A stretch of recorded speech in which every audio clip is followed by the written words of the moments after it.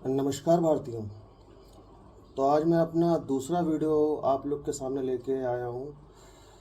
और जैसा मैंने पहले वाले वीडियो में आप लोग को बताया था कि मैं इस वीडियो में आप लोग को कुछ चीज़ों के बारे में अवगत ऐसे कराऊंगा जो शायद आपने इससे पहले सुने ना हो या देखी ना हो। और जो कुछ हमारे कानून में लिखा हुआ है और जो कुछ हमारे संविधान में बना हुआ है या लिखा हुआ है और जो कुछ हो रहा है वो परंपरागत तरीके से हो रहा है, उसमें कोई बदलाव नहीं आया है। कानून बदल गया है 1 जुलाई 2024 के बाद। धाराएं बदल गई हैं, 511 धाराएं हट चुकी हैं, नए कानून आ चुका है। और नए कानून के हिसाब से अगर मैं आपको बताऊं तो इस समय जो हमारा नई कानून आया है उसमें करीब करीब 511 धाराएं हट के और करीब 358 धाराएं बची हैं। ठीक है। कंसाइज वे में है, काफ़ी चीज़ें नई जोड़ी गई हैं, बहुत सारी चीज़ें हटाई गई हैं।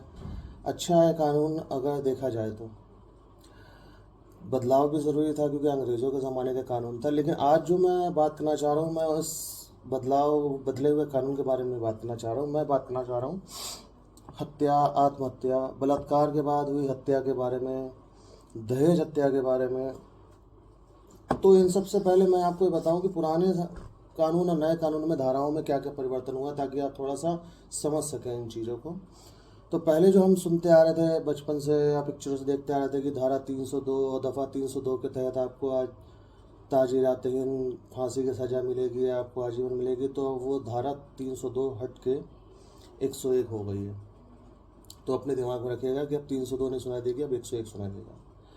दहेज हत्या 304 भी थी, जिसके अंतर्गत परिवारों को और लोगों को सड़ने के लिए जेल में भेज दिया जाता था। मानसिकता एक ऐसी थी, उसके बारे में भी बात करेंगे। तो वो 304 भी जो है वो अब धारा 80 हो चुकी है।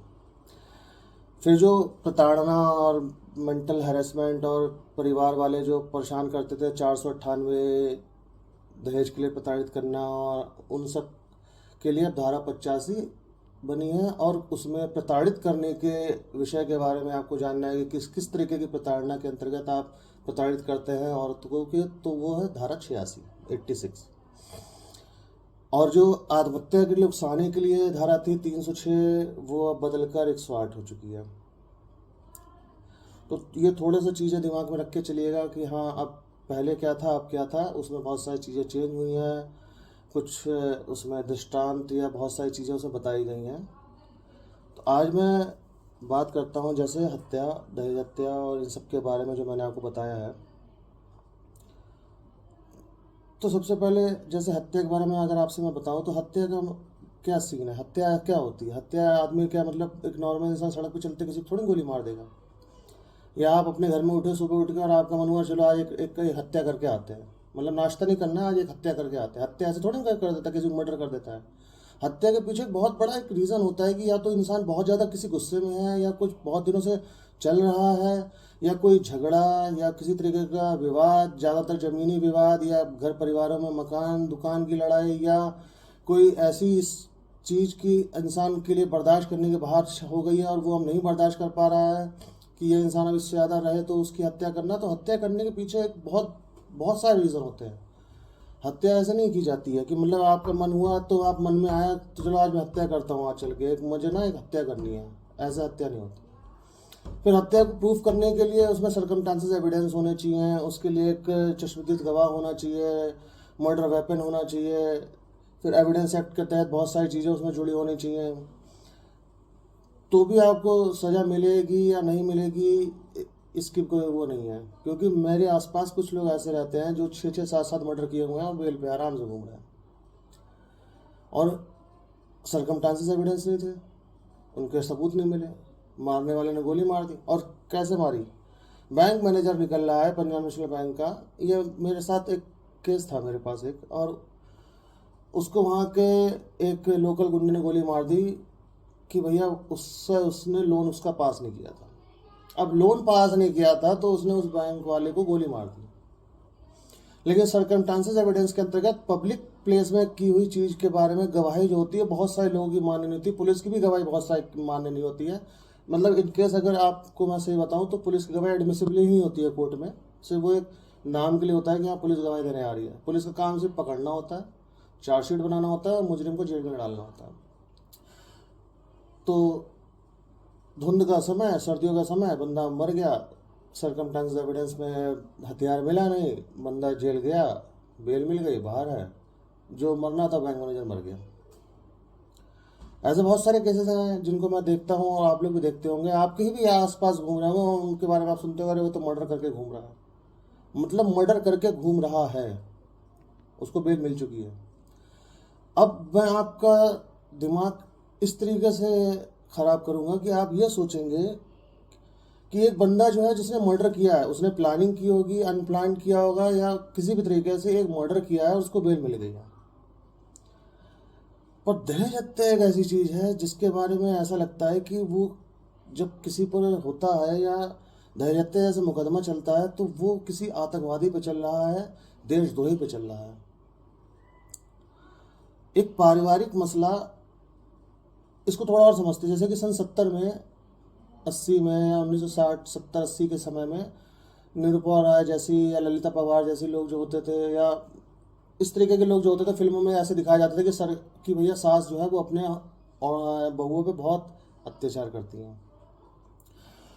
वो मानसिकता हमारे अंदर डेवलप हो गई कि भैया सास जो है बहुत खतरनाक होती है, वो सिर्फ बहुओं पे अत्याचार करने के लिए बनी हुई है। अब आप ये समझ लो कि अगर आज के ज़माने में सास प्यार भी कर रही होगी ना, तो बहू को लगेगा कि यार ये मुझसे प्यार क्यों कर रही है, इसका ये पक्का कुछ ना कुछ गलत है। और बहू जो है वो सास को माँ समझती ही नहीं है, क्योंकि उसको अगर उसने माँ समझ लिया तो उसको लगता है कि मेरा शोषण तो होना पक्का है, क्योंकि ऐसा ही होता आया है और मेरी माँ के साथ भी हुआ था, क्योंकि वो 1960-70 की पैदाइश थी, मैं 2000 की पैदाइश हूँ, तो मेरे साथ भी यही ऐसा करेंगी। लेकिन मैं आपको एक चीज़ बताऊं कि अगर मेरी बात से आप सहमत ना हो तो आप मुझसे कमेंट में ज़रूर मुझे आप लिखिएगा कि हाँ मैं आपकी बात से सहमत नहीं हूँ। कितनी लड़कियां जॉब पे जा रही हैं, सिंदूर लगा के, मंगलसूत्र पहन के, बुर्का पहन के, ड्रेस पहन के, जो जिस धर्म के हिसाब से वैसे अपने हिसाब से तैयार होकर जाता है। मेरे आसपास मैं सारी लड़कियों को देखता हूँ, नई लड़कियां आई हैं, कोई घूंघट में नहीं है, सब दुपट्टा डाल के सूट पहन के आराम से घूम रही हैं, सब काम पे जा रही हैं, सारा सब कुछ मॉडर्नाइज हो चुका है। सास जो है वो अपना घर में बच्चे संभालेगी, या सास अगर कुछ बोल रही है तो बहू बना के दे देती है। मैं नहीं देख रहा हूँ किसी को कि कोई सास के पीछे भाग रहा है, सास प्रताड़ित कर रही है। लेकिन फिर भी दहेज हत्या के केस और दहेज जैसे मामले बहुत बढ़ रहे हैं। रीज़न ये है कि पहले से बनी हुई मानसिकता। आप अपने, अगर जितनी औरतें ये वीडियो देख रही हैं, जितने लोग इस वीडियो को देख रहे हैं, वो ये चीज़ ये बताइए मुझे कि क्या आपके घर में आपकी औरत को प्रताड़ित कर रही है आपकी माँ या वो आपकी सास? आप झेल पाओगे? आज की औरत तुरंत जवाब दे देती है, मैं ये नहीं कर सकती, मैं थक गई हूँ, मैं ऑफिस से आई हूँ, मैं ये काम कर रही हूँ, मेरे पति ने नहीं मुझसे कहा ये। लेकिन दहेज के केस बंद क्यों रहे हैं? क्योंकि अगर कोई दुर्घटना हो गई है, कोई इंसान को हार्ट अटैक आ गया है, कोई करंट से मर गया है, कोई खाना बनाते समय धोखे से जल गया है। मतलब एक तो केस ऐसा था कि इन्वर्टर में आग लग गई, और इन्वर्टर की आग लगने की वजह से वो घर की बहू जो थी वो इन्वर्टर में आग बुझाने गई और उसकी साड़ी जल गई और वो झुलस गई, और उस पर दहेज हत्या का केस लग गया उनके घर वालों पे कि भैया इन्होंने मेरी बेटी को दहेज के लिए मार दिया। अब ये पूछिए कि ये दहेज हत्या क्यों लग रही है? और दहेज के मामले जो नेशनल क्राइम रिपोर्ट ब्यूरो कहता है, सुप्रीम कोर्ट ने कहा है, मेरे पास इसके पेपर कटिंग्स हैं, मेरे पास रूलिंग्स पड़ी हुई हैं। अगर आप चाहो तो मैं, आप लोग जिसको चाहिए होगा वो मुझसे आप कमेंट में करना या मुझसे आप बोलना, मैं आपको दे दूंगा, वो सारी चीज़ें आपको मैं दे दूंगा। सुप्रीम कोर्ट ने कहा है कि इसका मिसयूज़ हो रहा है, बराबर मिसयूज़ हो रहा है, पूरा मिसयूज़ हो रहा है। क्यों? क्योंकि मानसिकता ऐसी बना दी गई है कि भाई हत्या नहीं हुई है, इसमें दहेज हत्या हुई है। तो पहले मैं ये बताता हूँ दहेज हत्या वाली सिचुएशन में कि ऐसी मानसिकता क्यों बनी हुई है। सरकार ने कहा बेटी बचाओ बेटी पढ़ाओ। इंसान क्या कहता है? बेटी पैदा हुई दहेज देना है, बेटी को हटाओ, गर्भपात कर दो, पैदा हो गई है तो किसी बोरी में या किसी नदी में डाल दो। दहेज हत्या जैसे मामले या दहेज से संबंधित मामले इस देश में होंगे ही नहीं अगर मेरी बात पे आप सब लोग थोड़ा सा गौर करें और सोचें। कैसे? एक इंसान अपनी बेटी को पलने पालता क्यों है? क्योंकि उसको ये लगता है कि मेरे ऊपर बर्डन है, मुझे आगे चल के इसके लिए पैसे खर्च करने हैं।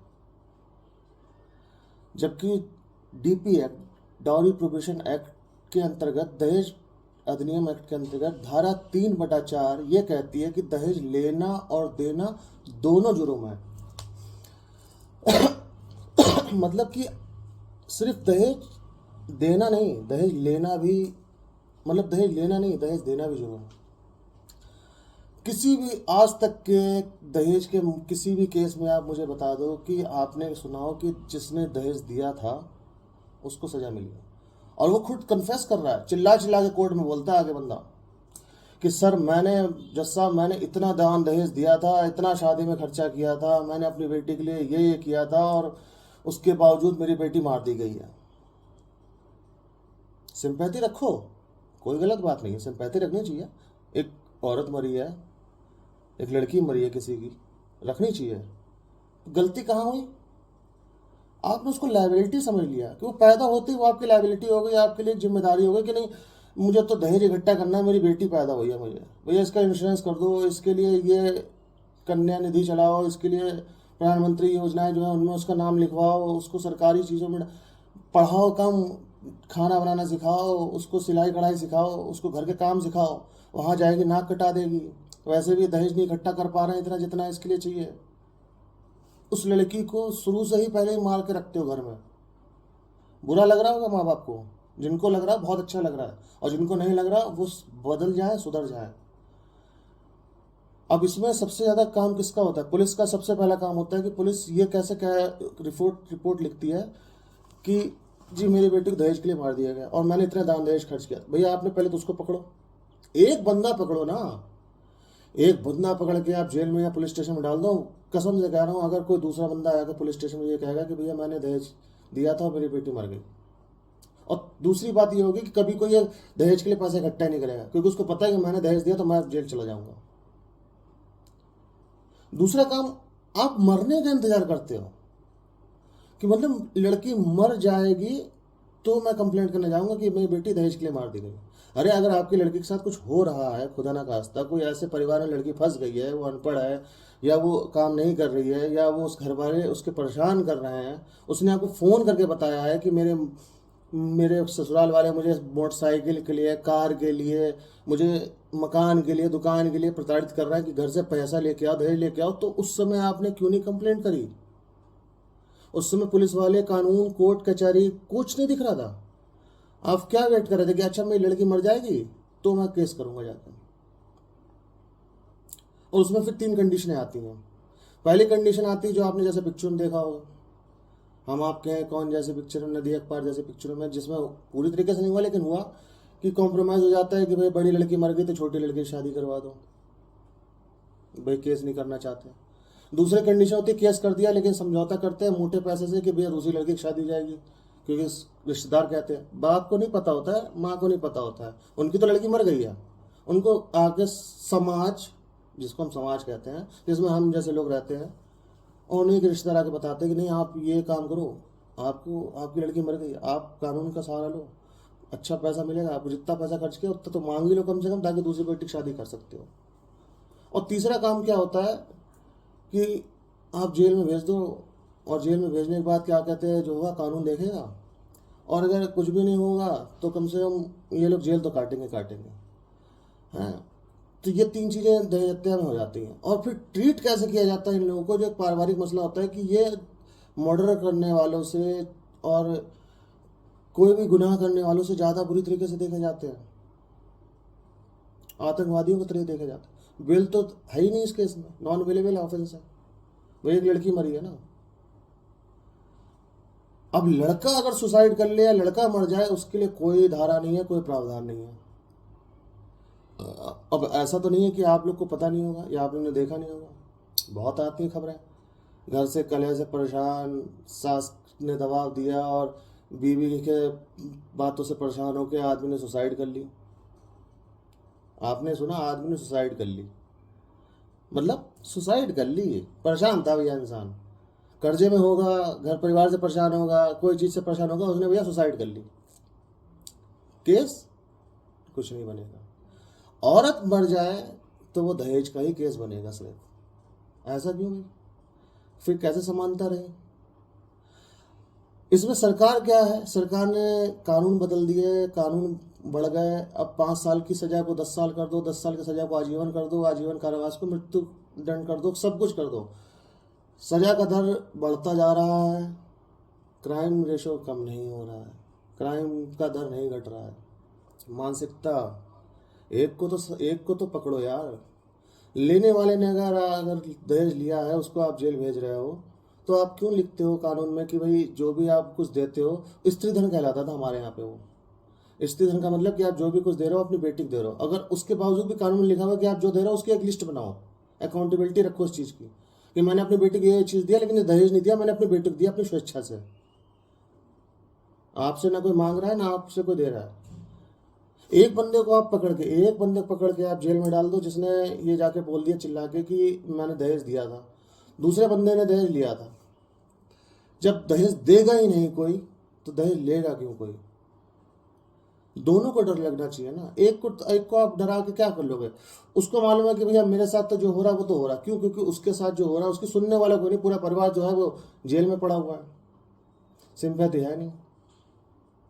आजीवन कारावास दे दो, मृत्युदंड दे दो। हमारे देश की 50% से ज़्यादा जेलें जो है वो दहेज हत्या के केसों में फंसी हुई हैं। इसके बारे में मैंने किताब लिखी है, बहुत जल्दी आप लोग के सामने आएगी, दहेज हत्या, समाज और कानून की सोच। ये आपके सामने बहुत जल्दी आने वाली। और इस बारे में मैंने काफ़ी कुछ हत्या, आत्महत्या, अब आत्महत्या और दहेज हत्या के बारे में मैं आपको एक छोटी सी स्टोरी सुनाता हूँ।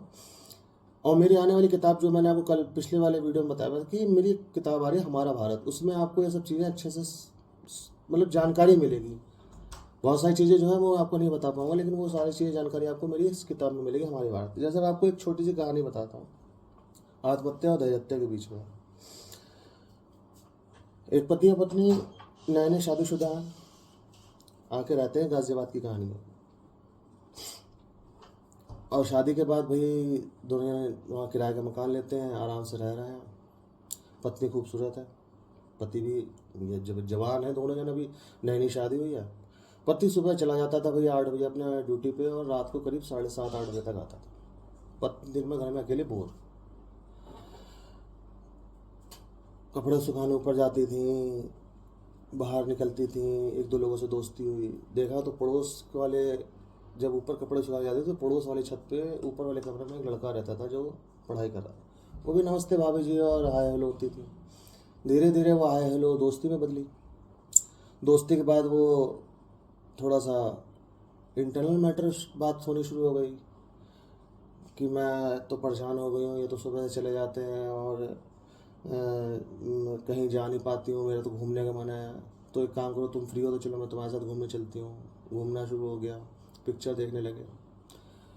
अब आप खुद, मैं गारंटी कह सकता हूँ कि इतने लोग, आप लोग जो भी वीडियो देख रहे हो या जितने लोगों को आप जानते हो, उन्होंने कभी ना कभी ऐसा महसूस हो गया हो कि जब आप जिसके साथ ज़्यादा समय बिताने लगते हो ना, आपको उसकी आदत हो जाती है। और जब आपको किसी की आदत हो जाती है ना, तो फिर ये लगता है कि आप उस पर कंट्रोल कर सकते हो, जैसा वो चाहे वैसा वो करे। और फिर धीरे धीरे बात घर तक होती है, घर के बाद कमरे तक आती है, कमरे से किसिंग तक आती है, उसके बाद सेक्स हो जाता है। और फिर वो एक आदत हो जाती है कि अब वो चीज़ चाहिए तो चाहिए। और जो ओरिजिनल रिलेशन होता है, जो हमारा असली में जो हमारा रिलेशन होता है, वो धीरे धीरे टूटने लगता है। हम अपनी बीवी अगर है उसको धोखा दे रहा है तो बीवी से नफरत होने लगती है, बीवी अगर पति को धोखा दे रही है तो पति से नफरत होने लगती है।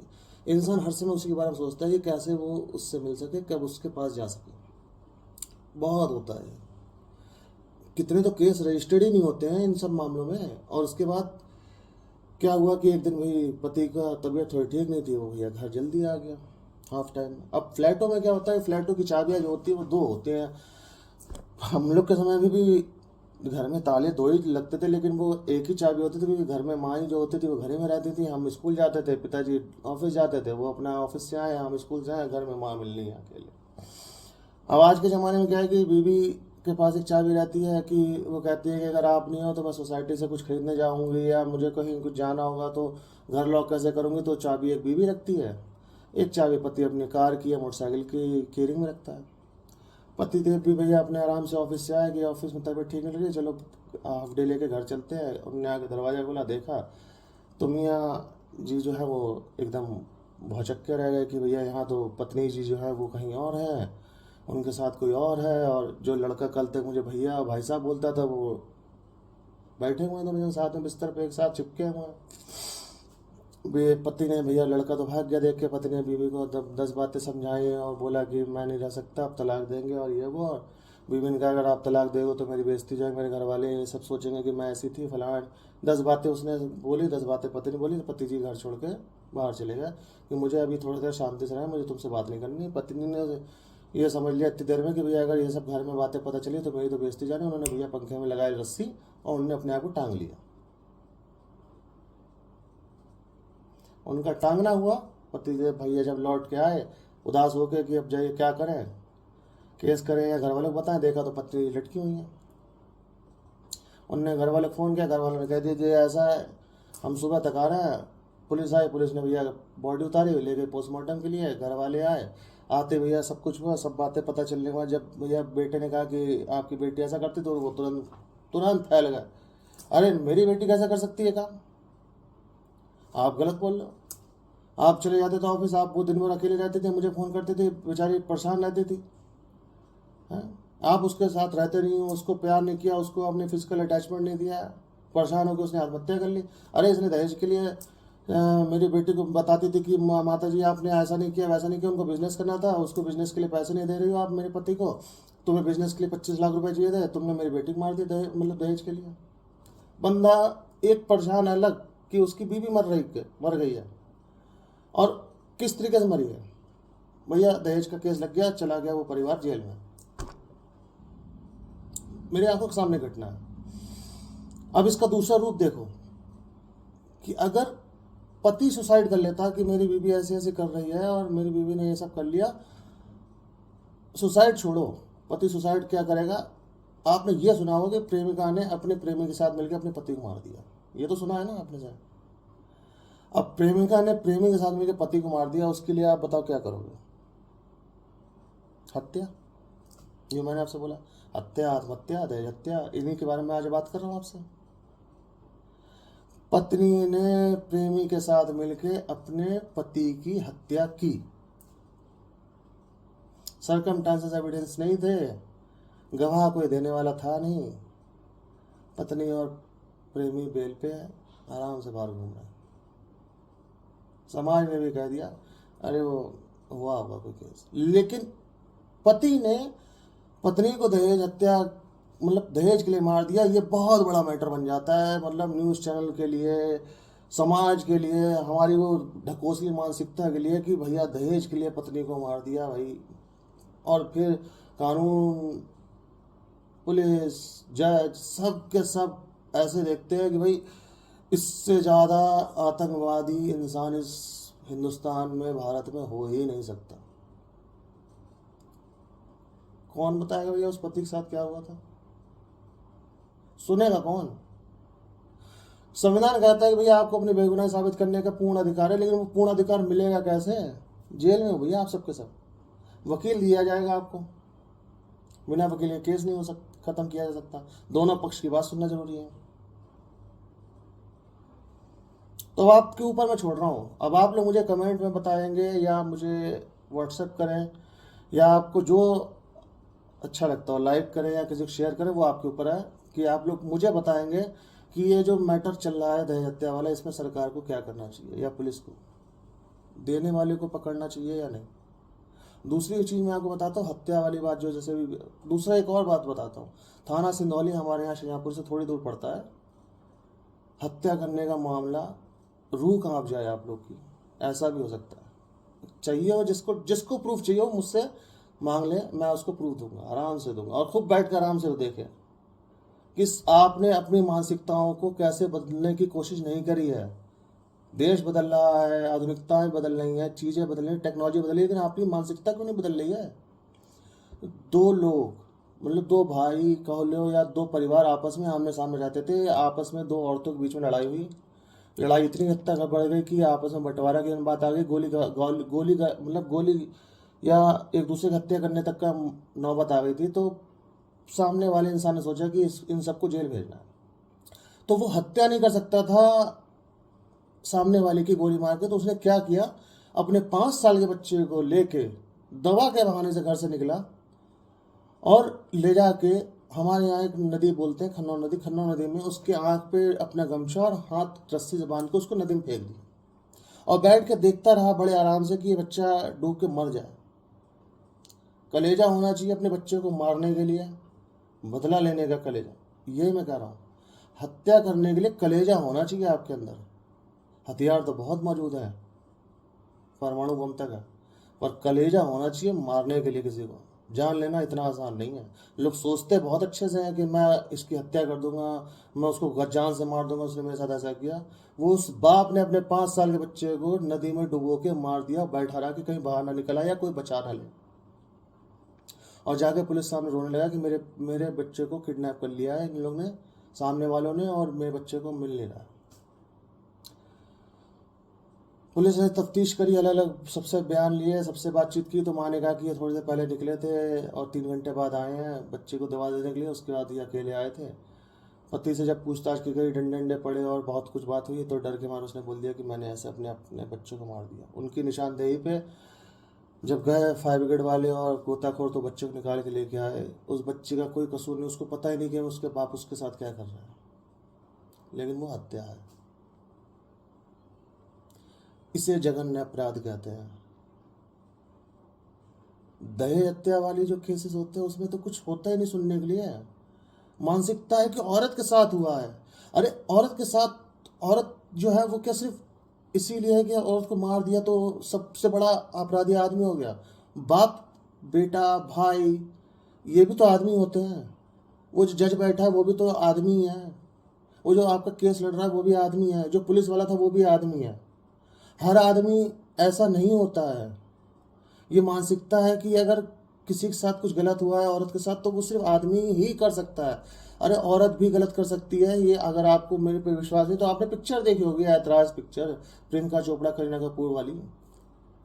और इस पे भी बहुत सारे केसेस हैं जिसकी कटिंग मेरे पास पड़ी हुई है। औरत ने आदमी के ऊपर बलात्कार का इल्ज़ाम लगा दिया, प्रॉपर्टी के लिए औरत ने आदमी को छोड़ दिया, अपने प्रेमी के साथ अपने आदमी को मार दिया। औरत शादी नहीं करना चाहती थी, लेकिन शादी हो गई तो अपने पति को नापुंसक बना दिया।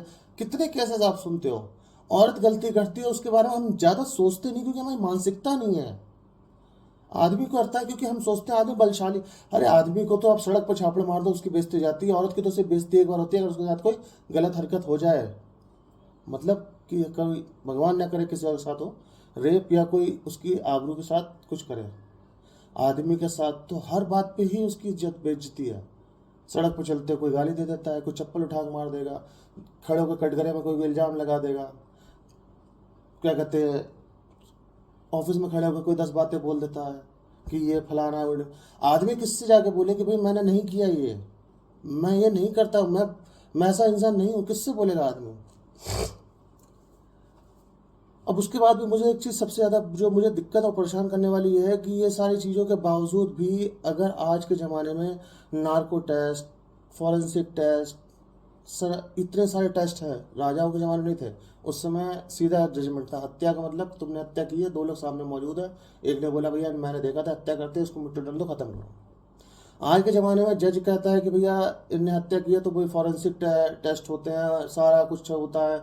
बहुत बड़ा कोई केस है, नामी व्यक्ति है, तो उसका नार्कोटिक टेस्ट होता है। उसके बाद बावजूद भी वो बंदा बच सकता है कि उसके पास पैसा है। मतलब इतना सब होने के बावजूद भी आदमी बच सकता है और हत्या के मामले से बच सकता है। इतने टेस्ट होने के बावजूद भी उस समय नहीं बच सकता था, जो मैं फिर बीच में लेके आऊँगा राजा और आज के ज़माने को। लेकिन इसके बावजूद भी जो सबसे बड़ी चीज़ मुझे दिक्कत देती है, मुझे दर्द देती है, वो जो न्याय में देरी होती है। कि पहले के ज़माने में सारे गवाह एक दिन में मौजूद होते थे राजाओं के यहाँ, अब गवाहों को बुलाते बुलाते साल लग जाते हैं।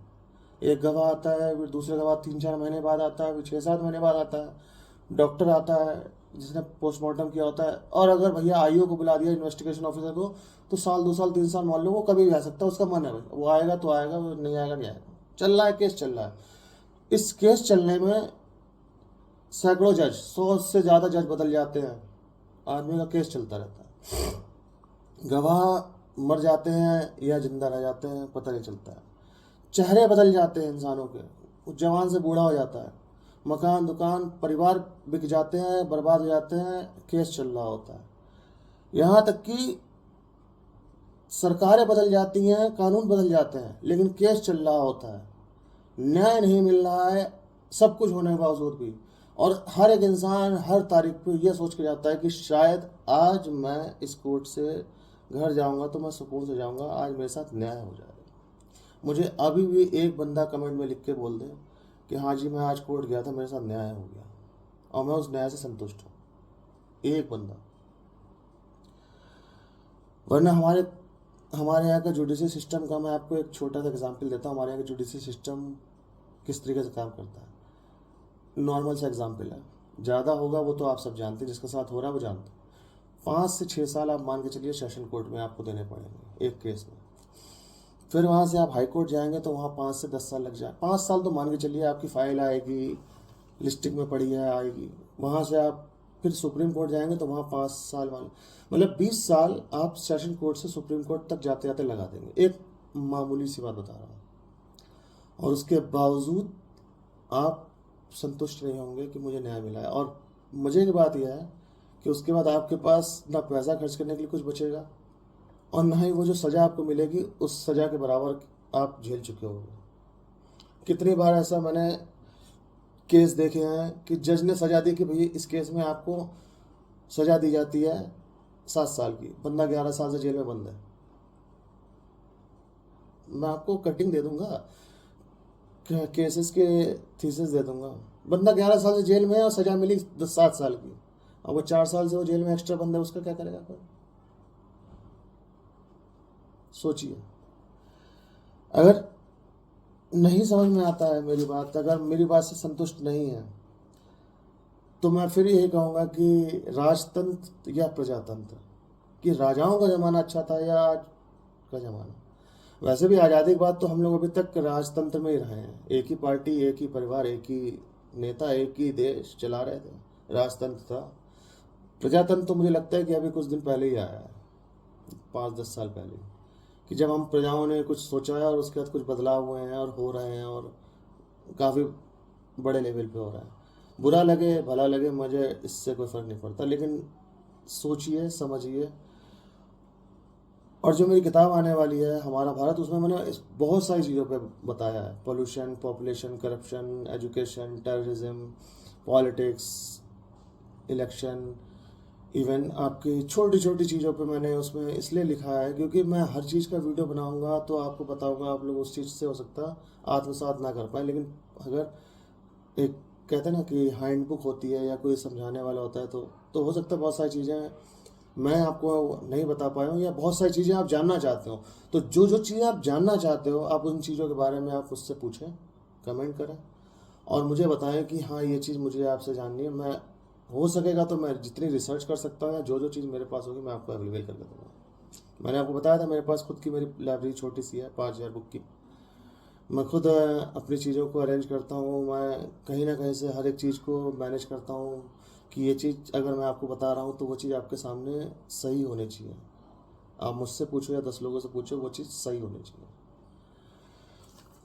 तो इसके बाद अगले वीडियो में जब मैं आपसे मिलूँगा तो मैं आपसे ऐसी चीज़ से रूबरू करवाऊँगा कि आप सबके रोंगटे खड़े हो जाएंगे, और वो है जिहाद, आतंकवाद और युद्ध, लड़ाई और हथियार। और उस चीज़ को अगर आपने आत्मसात किया तो आप लोग दिल से सोचेंगे कि हमारे सैनिक भविष्य में और भूतकाल में हुए जितने भी युद्ध हुए हैं उनसे हमने क्या पाया और क्या खोया। ये चीज़ मैं आपको अगले वीडियो में बताऊंगा। तब तक के लिए नमस्कार। अगर कोई चीज़ मुझसे छूट गई हो तो मुझे बताइएगा, और अगर आपको कुछ जानना हो तो कमेंट में लिखिएगा। धन्यवाद, नमस्कार।